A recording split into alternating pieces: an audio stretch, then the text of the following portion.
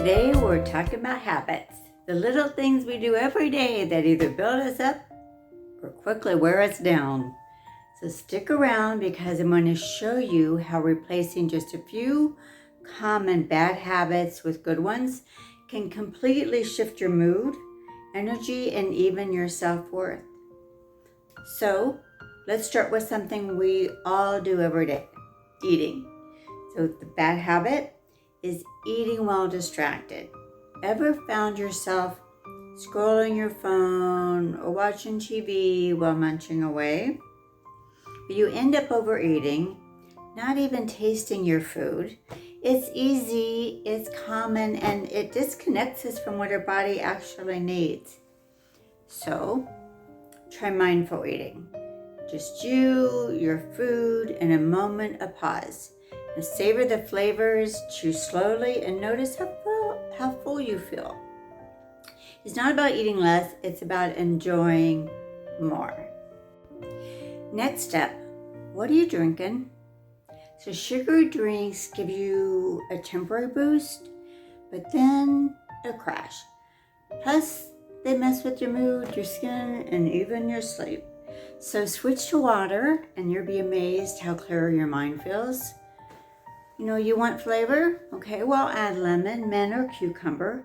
Hydration is self-respect. So a sedentary lifestyle creeps in silently. Long hours of sitting, barely moving from one screen to another. But our bodies were made to move. So stand up like every 30 to 60 minutes and walk, stretch, dance. Regular movement, even in small doses, improves energy, mood, and sleep. And it's not about hitting the gym.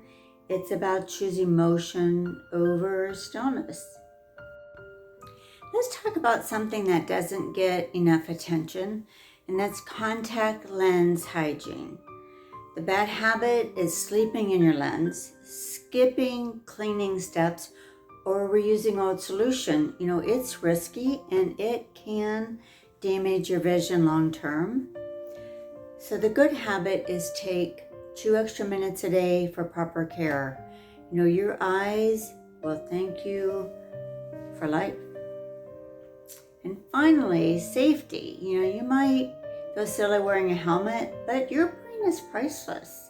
One small decision like putting on a helmet can be the reason you're here to chase your goals tomorrow. You ever notice how sometimes you can just decide to do the right thing and it does it easily? And then other times, it's like dragging yourself through mud. And then it's not that you're being lazy, that's your brain doing what it's designed to do. Keep you safe, comfortable, and in familiar patterns, even if those patterns aren't helping you. Your brain wants to avoid effort and risk. So when you try to change a habit, especially ones that you've had for years, your brain rests, not because you can't do it, but because it's afraid of the unknown. The key isn't to wait till it feels easy. The key is to start anyway, just a little, because small actions help retrain your brain to believe in something new. So here's something that makes all these changes easier, and that is developing a growth mindset. A growth mindset means believing that your habits, your health, and even your thinking can change with effort and patience. So you're not stuck, you're learning. So it's not about getting it perfect the first time, it's about trying, adjusting, and growing. So whether it's eating more mindfully, drinking more water, or taking better care of yourself, progress happens step by step.